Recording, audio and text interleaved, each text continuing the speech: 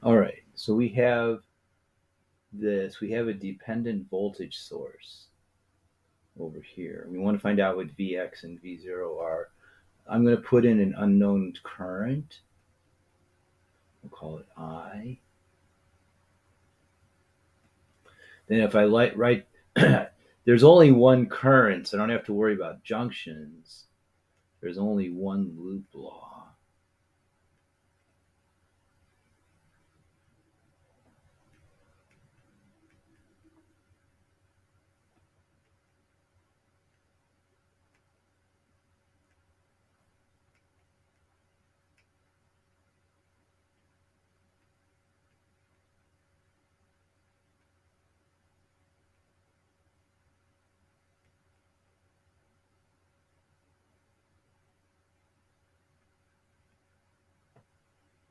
All right.